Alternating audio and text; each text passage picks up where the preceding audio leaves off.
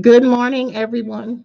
We're here with Midlife Mocha, the podcast. And of course, today our special guest is Special Agent Terrance Gass of the FBI El Paso Division. Or is it field office? Field Division. That's office. good. Nope. Great. welcome, Terrance. How are you? I'm doing well. I'm doing well. Very excited to be here today. Glad.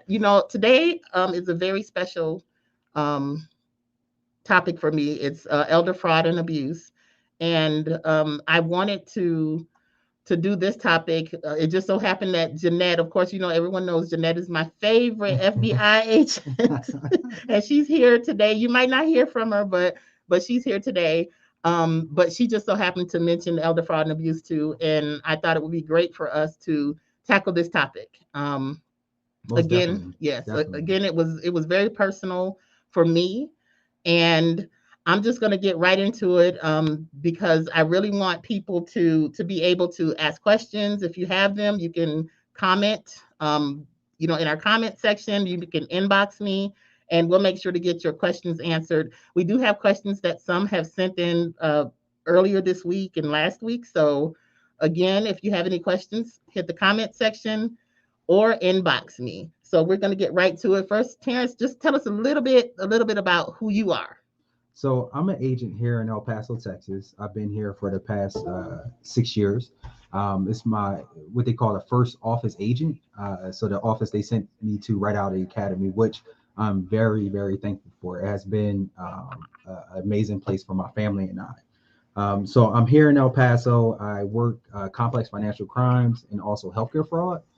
So, which essentially, and why Jeanette brought me in today is we come across a lot of the elder fraud and or abuse type cases or situations. Okay, so well, we're gonna get right into it. Some of the questions that we did receive had to do with a lot of family members who are going through some issues, and they just want some feedback also and want to understand who they contact and what they should do. But it's obvious that citizens, not just the elderly, are victims of fraud. Um, so why was it necessary for the FBI to create this specific division, and when did it begin? So, elder fraud has been around for a long time. It actually, I would say 1939 is one of the times once they're kind of get labeled as far as with investigations and the evolution of schemes, right? So one thing that's very interesting about elder fraud is that elder fraud is being labeled as the crime of the 21st century. And the reason being is that because of the baby boomers and their parents, there's a significant amount of wealth that's been established, right? So they're estimating about over the next 20 to 30 years that it's going to be about $10 trillion in a of wealth, which is the greatest transfer of wealth in history. So you can only imagine if you're a fraudster and you know that in this elder world you're going to have the transfer or the flow of money up to the amount of $10 trillion. I mean, for them, they view it as an opportunity to I guess in lack of better terms, but come up in the world, right? As a chance to take money from these elderly individuals. So being that the FBI, along with us being under the umbrella of DOJ, felt as though it was a very important reason for them to start up the elder fraud initiative in DOJ, where resources are being dedicated to address this problem. Okay. Okay. Well, now some believe that elder fraud is the same as abuse. What is the distinction? And if there is a distinction, does that play a factor in how issues should be reported and to which agency? So there is a difference between elder fraud and elder abuse. However, with that said, um, elder abuse can be looked at in a way of elder fraud because that is abuse to their financial situation, right? Which can cause, if anybody money is getting messed up, it can cause a lot of mental anguish, other type of health issues because you're upset, right? But there is a difference. So when you think of elder fraud, for that specifically, you want to think of that in the light of financial transactions, right? Mhm. So it's the flow of money. So an elderly individual being defrauded dealing with their finances in some Right. form or fashion, right? Right. Elder abuse, although you still have the money aspect, but also it's separate when you're dealing with a physical abuse situation to the elderly, right? Right. So if it is a situation where it's not dealing with elder fraud or the financial or the flow of financial money, Mhm. you want to look to other resources when you're dealing with the elder abuse. So for those resources. So if it's a situation where it's in somebody's living with a family member or in their own residence, and somebody believes somebody is going through elder abuse, so Mhm. some type of physical abuse, Mhm. you want to contact the Texas Family Protective Service elder abuse hotline, where you Okay. can call at 800-252-5400. Okay. Or if it's a situation where it's at a nursing home or a non-assisted living facility, you want to contact the Texas Department of State Health Services, where you Okay. can call them at 800-458-9858 for that. Okay. But then if it's in the realm of fraud, that's when you want to then reach out maybe to your local FBI field office and contact them in the realm of the financial transactions of elderlies being defrauded.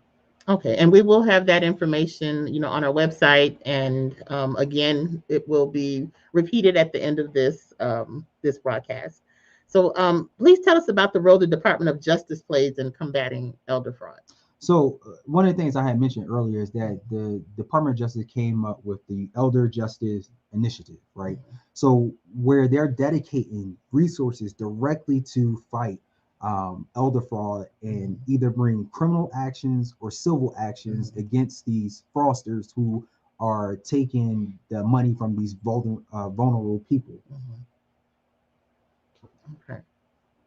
So, what are the top 10 fraud schemes that affect the elderly? Like, if you can, like in order, I guess, of what your experience with as far as the FBI is concerned.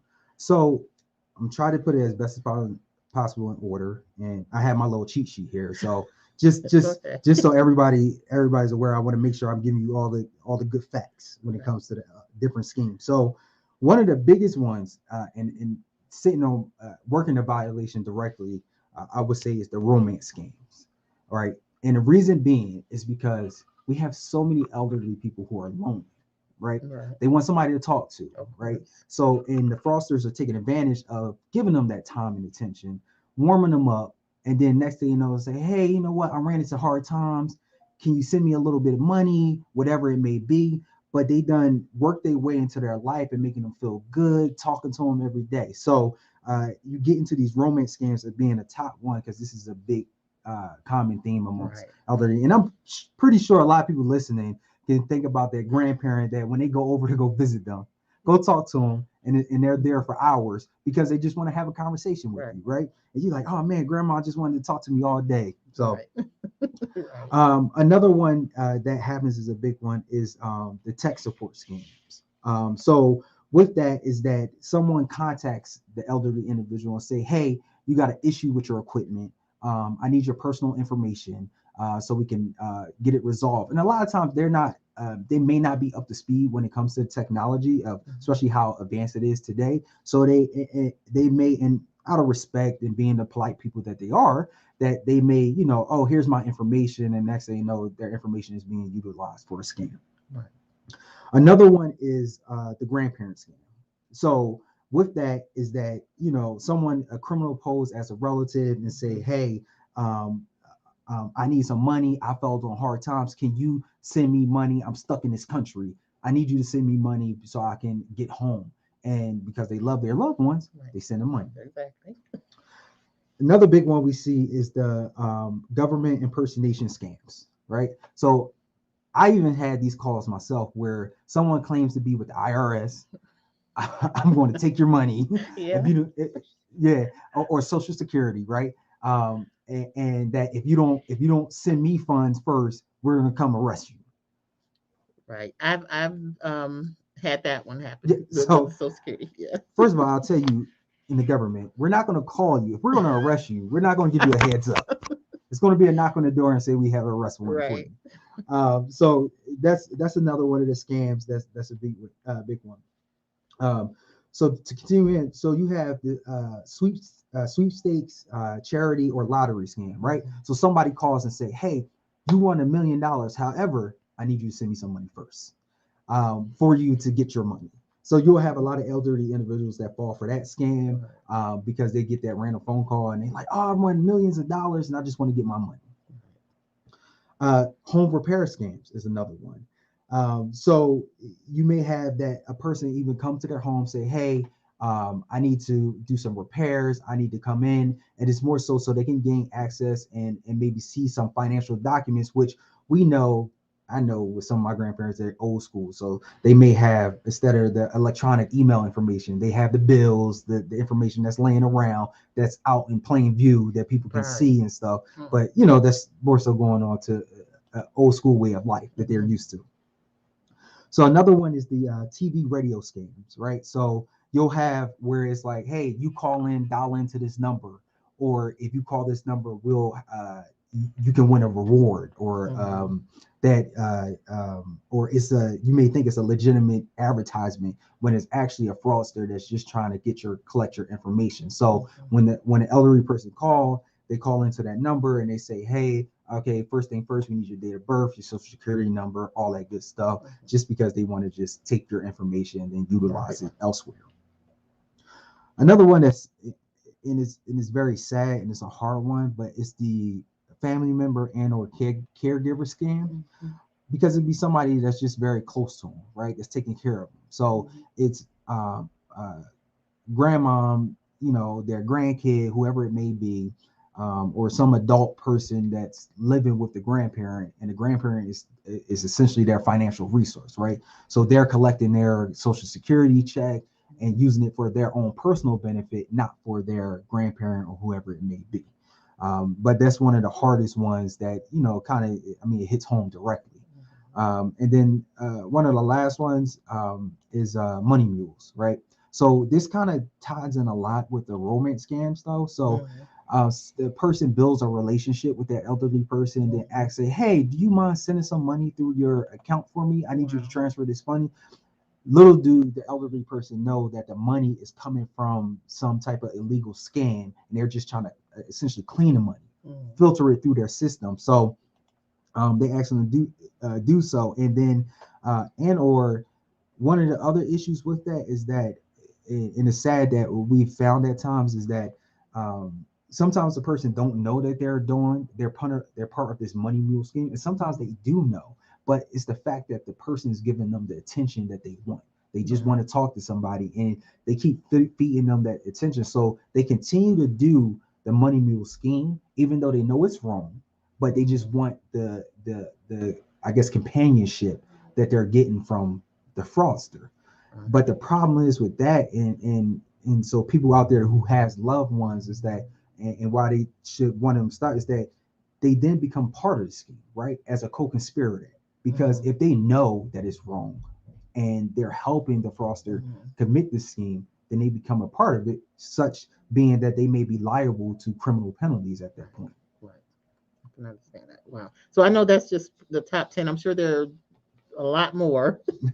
And of Definitely. course, for people who want to know what the others are, we'll provide the link to you for on the FBI website, so you can read up on that too. But in the meantime, what can family members or concerned community members do to assist with combating elder fraud? Like, if if a family member, if you have a family member who is elderly, should they be looking into who their elderly ones are talking to, or what bills they have, or where they go to pay their bills?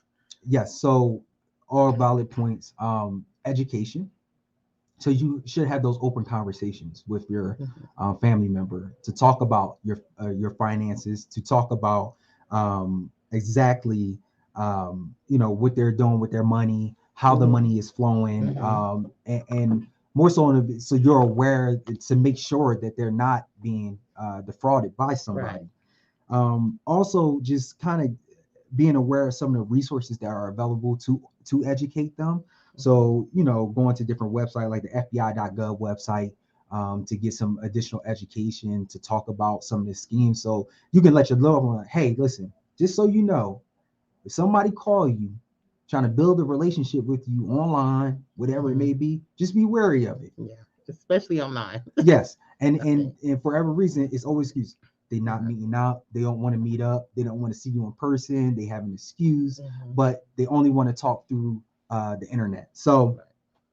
education is a big one Mhm. and open communications between family members to make sure you're aware of what's going on with that elderly loved one. Okay. And we do have a question, I guess, in relation to that, as far as especially for family members. So that they can know also. One of the questions is, what are the key indicators that the elderly can easily identify a scammer for the elderly, for them to identify, besides the family telling them what, what else can, I guess, family members and the elderly do? Or like, do you have community seminars for specifically for the elderly? And I'm pretty sure if you do, it's out there. We just probably as a community need to be more we need to be more aware, so that we can know how to share that information. Yeah. So, and one of the things I mentioned before is it's going to like the FBI.gov website, Mhm. right? So there's resources online that talks about the different schemes that exist out there because with every scheme that you have out there, there's a different way that the fraudster is trying to orchestrate that scheme. Mhm. So I would say like a red flag, for example, going back to the online conversation, you have the romance scam, right? But there's no valid information that you can get about this person that your elderly loved one is talking to, right? Mhm. So yes, you have this name, but it's you don't really know where they live at. They don't come, they won't come visit or come see them in person. Mhm. All conversations are only held through online. So red flags, like Mhm. okay, you want to build this relationship, then why don't you want to ever meet or see the person in person? Right. Um, Okay. so Yeah. I know, for me, that was one of the reasons why I wanted to do this, because of personal reasons. My mother-in-law was going through some things and with the family member, and they didn't want the family member to other family members to even see them or talk to them.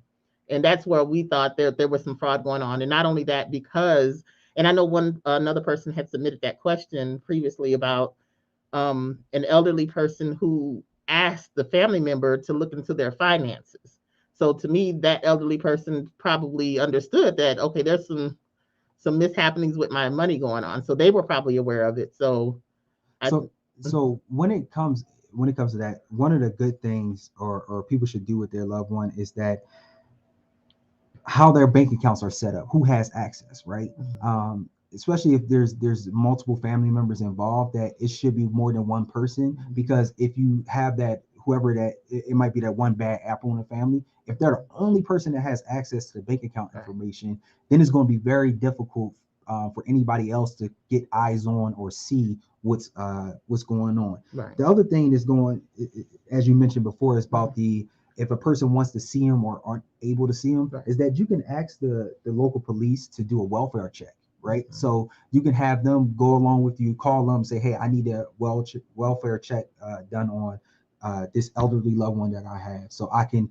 go see him in person because I have these mhm, concerns or whatever. So okay, to help get you that face-to-face contact without it being interrupted by that other family member that mhm, you're being concerned that you have concerns about. okay, So going back to like we talked about the bank accounts, but mhm, so who has power of attorney over the loved one? That's very, very important that um, you want to review that information and make sure that it may not just be one individual, but more than one person to be able. So if you run into any situation, and it don't have to be negative, right? mhm, But if somebody's not available, there's somebody else that can help that loved right, one right. at the end of the day. So those are some of the things that you people may want to try to do and review with their elderly loved ones to make sure that who all has Okay. access to their information. Okay, so like you did mention, like contact the police to do a welfare check. So if all that's been done Mm-hmm.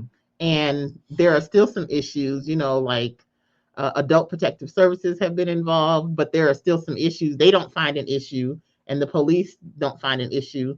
So is it then okay to contact the FBI, or So, would they like say no? We don't want to step on any toes when it comes to well, comes to that. I will hope at um, the local law enforcement level, they're able to handle, because so we have certain jurisdictions, right? Mm-hmm. So FBI, for what we handle, is those, is the scams, or when it deals in around with Okay. financial stuff, right? Okay. That's what the FBI handles. Right. So the different, like the 10 different scams that we went over, Mm-hmm. you will want to call us for that.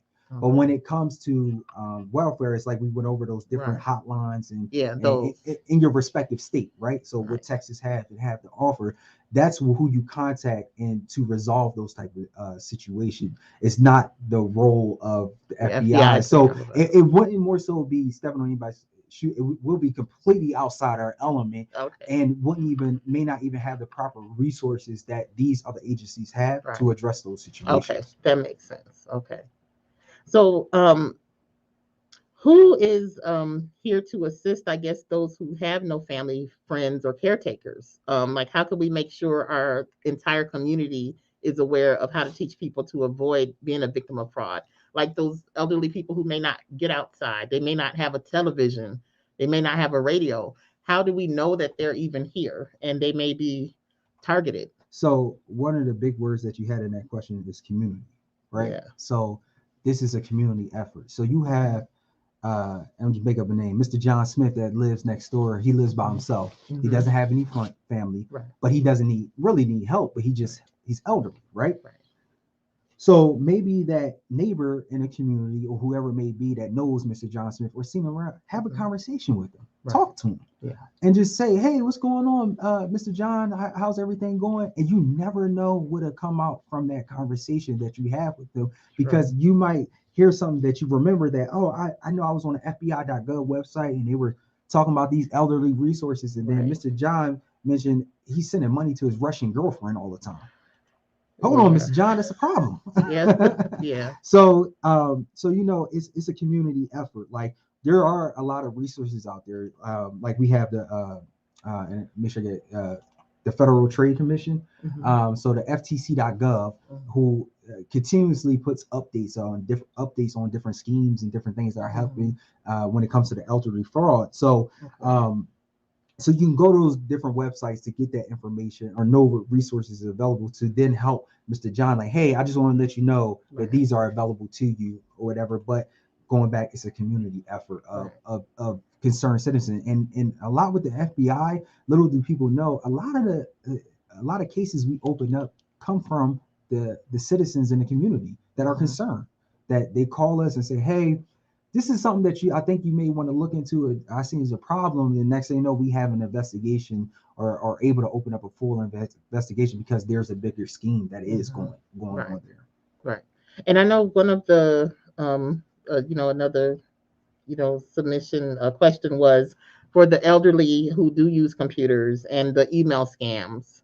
I know for a fact that that is difficult for the elderly to understand that which ones are scams, especially when it comes in the email, because a family member could have helped them set that up and said this is the way to go, or whatever. But what have you noticed that are some of the email scams, and how do they report these? Is it the same way as just reporting the others? Yeah, so we have like FBI has the Internet Crime Complaint Center, so IC3.gov.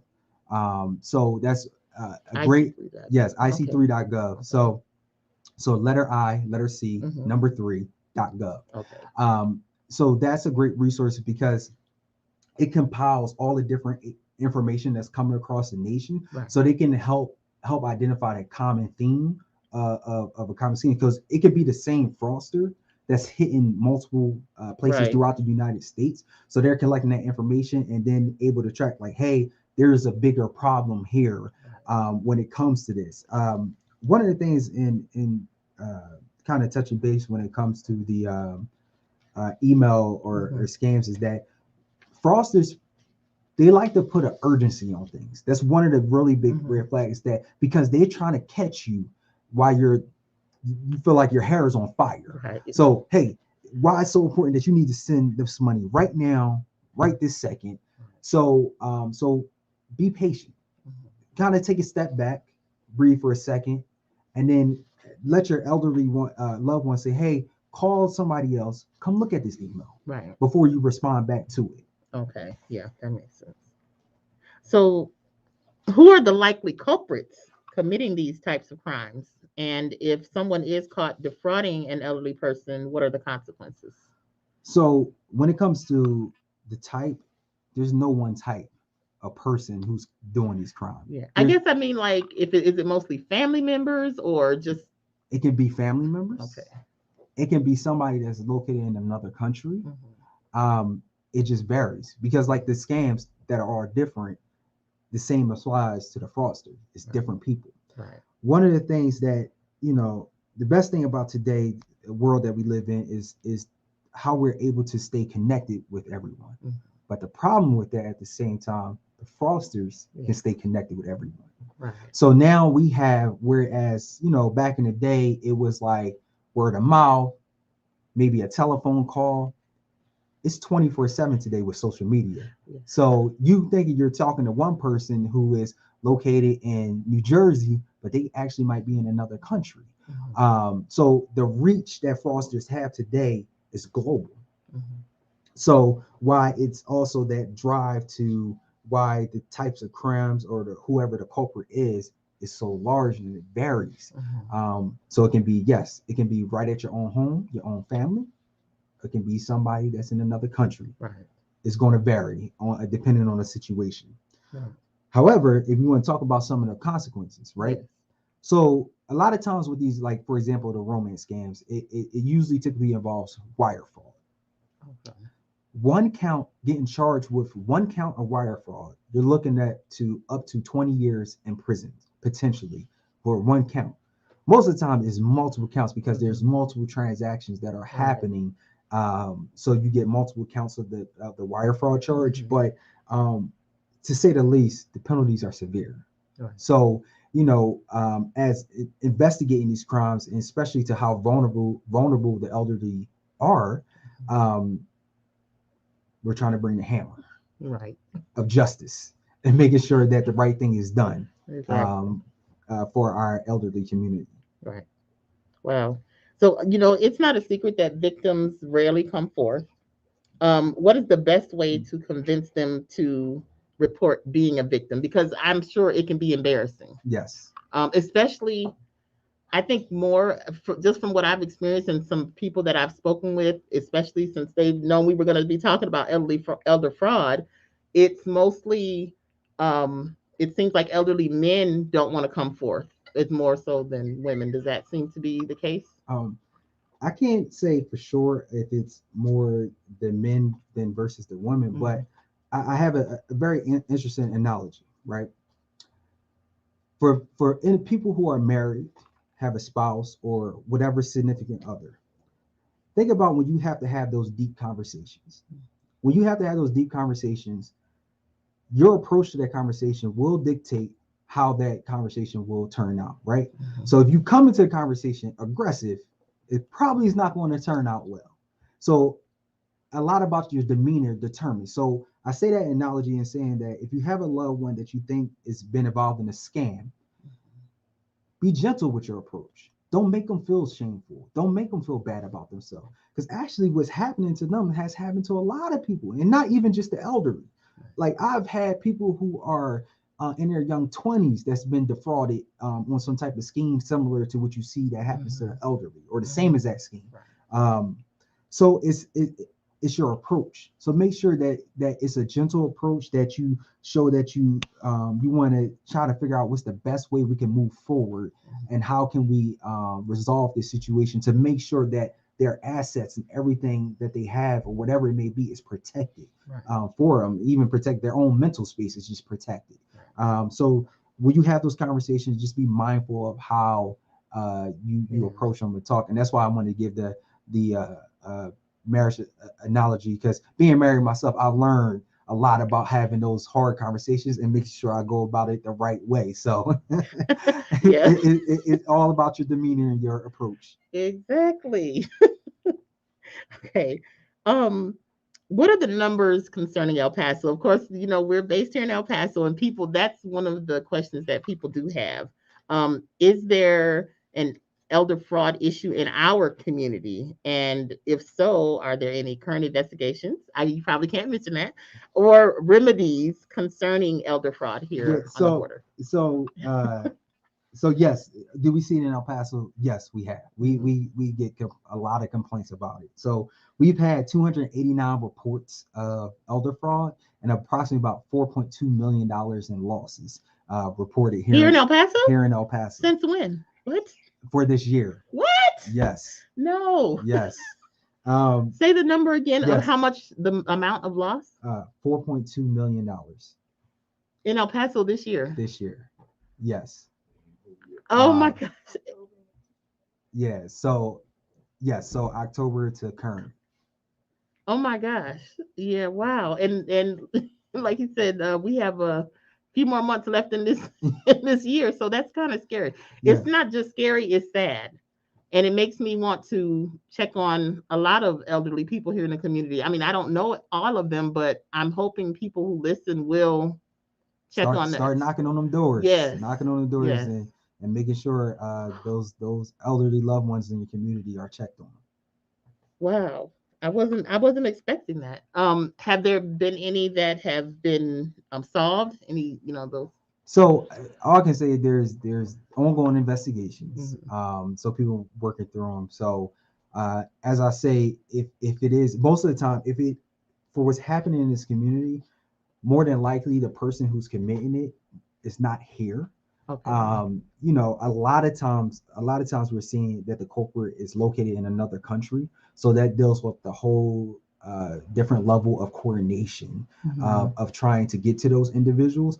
But what's most important is that we cut the lifeline off. Right. So their access to the financial or whatever they're using the elderly person for is that we make them aware, we cut that lifeline off, so they are no longer funding this fraudster in any form or way. Okay. Wow. We had another question that come in. Without invading the privacy of others, does the FBI have a like cyber security or type of algorithms used to combat this? That no, there's So no, as far as like because that would be an this, invasion of privacy, right? I guess. So I mean, if you algorithm, that means we have access to certain information and we're watching the flow of it. Right. And I know a lot of people think the FBI is just watching people. Yeah. Sorry to bust a bubble, but that's not happening, right? And the funny thing I always say is that like the men and women that work in the FBI are still regular people at the end of the day, Right. right? So I'm gonna let you know on my Saturday, I'm not thinking about what's going on your telephone, cell phone, and Right. I'm trying to spend my time reviewing Right. all the things 24/7. I have my own life I like to live too. So the whole thought that the FBI watches you 24/7. No, we're watching people that need to be watched. Right.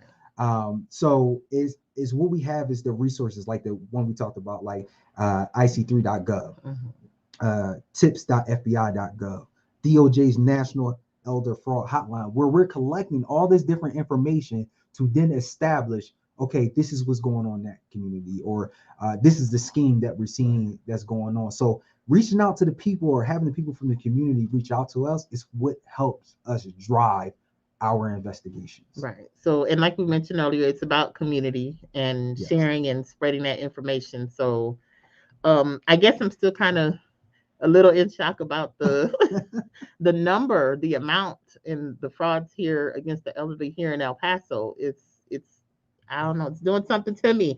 And it's not it's all over. So imagine Yeah, that number in New York, yeah, it's multiplied. LA looks a Yeah, lot different than it does in here in El right. Paso. But it's a problem. And as I said, when it came to that first question, was that elder fraud is being labeled as the crime of the 21st century Right. because of the amount of money that's flowing. Because which is great, people are doing it better. Right. There's a lot more avenues to get resources or financial means and stuff. Mhm. So people are retiring with more money, but then that also opens up the door for more fraudsters of wanting to look for opportunity to take money from people. Right. Have you noticed if is there a specific region or area that these criminals target, or is it just small town America? Just No place is everywhere. safe. Okay.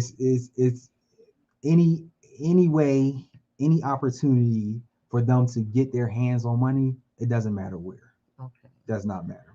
Are you able to share like what or how or what the types of crimes, the fraud crimes here in El Paso that these people, how they were able to, It's the same ones we went over. Those oh, 10 to those top 10 ones, and is the a very romance is at the top. I mean, everybody looking for a little bit of love and a little bit of attention, and it seems to be very needed in the elderly community. So I tell the people out there to make sure you checking on it and spending time with them, talk to them, Right. so they're not looking in other places where potentially they're leading them to come in contact with one of these fraudsters. Right. Right. Oh gosh. Now I know we could probably talk hours about this, so I definitely want to be able to come back to, address the topic, even further. But this has been an eye opener, and I don't know. I might walk out of here looking at everybody as if they're either they're maybe a victim or they may be one of the culprits. So I think we definitely need to take care of our elderly a little bit more. But um, is there anything else that you can share before we share some questions that people have had? Some people did submit some questions, and I'm thinking, just from looking at it, some of them may have been answered, but I'll go ahead and try to decipher which ones may have been answered already to see if you can answer that. And I think a lot of it has to do with just the contact information on who to contact because someone may be under the impression that their family member or loved one is a victim. So now we have one that says, my family member is being paid by the state to take care of my father. She and two of my sisters have been using his Social Security income to pay for their vehicles. What can be done? So that's actually a very good question, but you kind of got to step back and kind of like dissect it a little bit, right? Mhm. So it can not be a bad thing or it can be a bad thing, right? So say this loved one lives with you, right? As part of taking care of them, you need to have a fully operating vehicle. You need to get them from point A to point B. So to facilitate that, you're using their finances to help pay because you don't have the means. You may not have the means to help make sure you can take them to those necessary appointments, everything they need to make sure that they're okay. Right. But then on the flip side, that family member is not well kept, it's not doing well, but yet this person is driving this new car, Yeah. they live in the high life, but their funds is coming from the elderly person that they're supposed to be taking care of. So it's two different ways. Right. So first evaluate, okay, what's going on? Because like I said, one way it may not necessarily be a bad thing. Because if think about it, if you had somebody living in your house and a friend or whatever, right? Mhm. You may charge them rent, right? Because they're using up electricity, your Right. water, maybe eating some of the food out the fridge. Hey, throw me $300-400 a month, Right. whatever. Same thing applies to a loved one, right? Because you may not have the means to completely support it, but they have that social security check coming in. Mhm. Okay, fine, but you're using it to take care of them. You're Right. using it to help make sure that they have a good place, nice place, roof over their head. Right. But if those funds are being diverted just for personal gain, Mhm. for you to live the high life, you're dealing with a whole different ball game. Right. So what is it that they can, if they suspect that, can be done about that? Is that where they call? So yes, so that's what they will make the report, right? Okay. So you can one call your local FBI office, right, to file a complaint. You can go to tips.fbi.gov, file a complaint. Mhm. Call an ic3.gov to file a complaint, or even the DOJ's National Fraud Elder Fraud Hotline, which is 833-372-8311, to make a report. So if you feel as though what they're doing is not within a legitimate means, that they're defrauding that loved one or whoever it may be, Right. you need to report it. Okay. Okay. One of the other questions is, I believe a soldier, and I guess that applies to here in El Paso. I guess that's why they sent this. I believe a soldier is committing a local scam about wanting to marry an older lady. What can I do? So if it's a soldier and you know their information and who they are and all that stuff, you can report it to the military. So whatever military branch that they're in. So if it's here in El Paso, it'll be more likely the Army. But make a report to the military branch.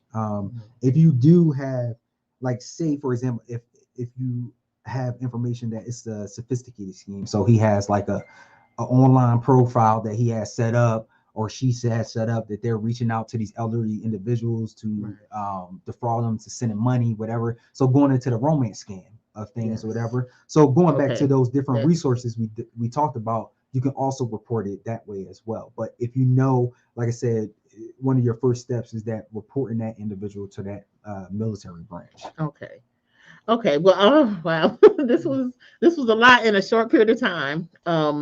But is there anything else that you can share with us regarding elder fraud and abuse? Now, I guess from listening to you, we understand that when it comes to elder abuse, that's something that should be reported to the local like authorities, agencies, adult protective services, the police department. But when it comes to elder fraud, that's with you. So Yes. is there anything else you can tell us about that when it comes to elder fraud? Yeah, so one of the good things you should do, if you have concerns, or even just it's a good check. It's even a good check to do for yourself, is run a credit reports of your loved one. So every so often you just might want to go ahead and run that credit report and see if somebody's using their information to get loans in their name, or you see like vehicles that don't belong to them that's in their name.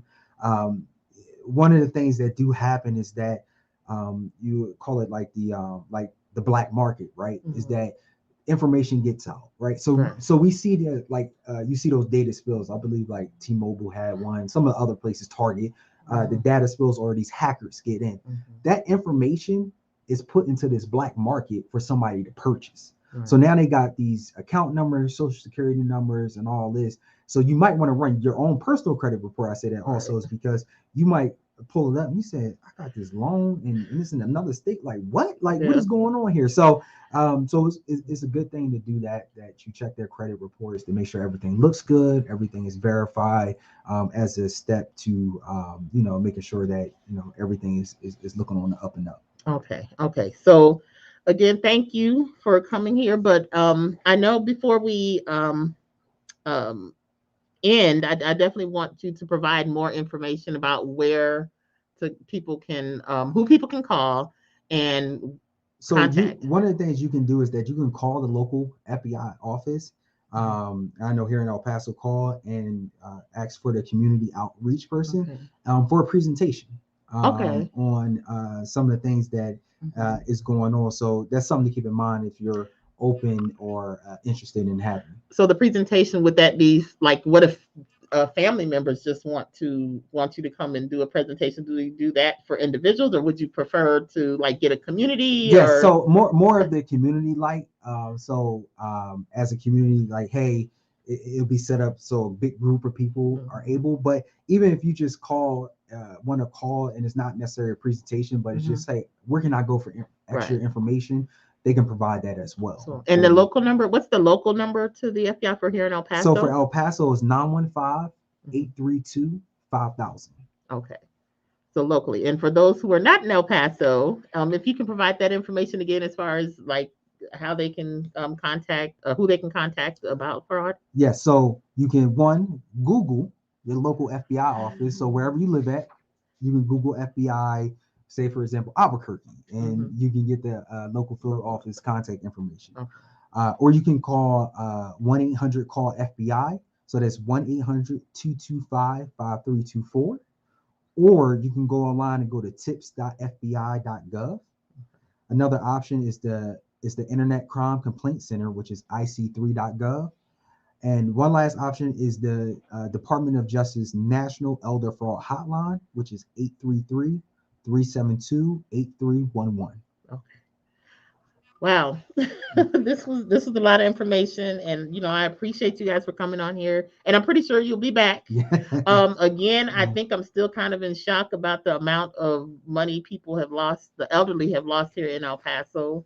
So I think that's one of the in addition to the hate crimes, Mm. people reporting hate crimes, I think we want to make sure that people are encouraged to report suspected fraud too, especially with the elderly. So again, this is our first Fridays with the FBI. I'm loving this. We've gotten a lot of emails and responses. You know, people wanting different topics. And I'm like, there's no way to cover all the topics in one Friday, but who knows? So I thank you. No, we thank Spe- you for having us. This is great. They reach out directly to the yes, community and make them aware of what's available to them. yes, and I definitely have to thank, of course, local Special Agent Jeanette Harper, Yes. my favorite FBI agent. No offense, no offense. So none taken. No, no. She's she's awesome. She's amazing. Yeah. So again, if you have any topics that you would like the FBI to address on our first Fridays with the FBI, feel free to contact me at midlifemocha@gmail.com or contact us online, social media, Twitter, Instagram, Facebook at Midlife Mocha or Mocha Radio or Black El Paso Voice. And until next time, before I leave, I will also continue, our podcast on Friday. Some of the other topics that we'll be covering, of course, has to do with living this midlife. So any of those topics you'd like to see addressed, contact me about that also. But again, First Fridays with the FBI is every first Friday of the month. Thank you, Special Agent Gas and Thank Jeanette, you. for coming out with us today. Thank you. Thank you. Okay.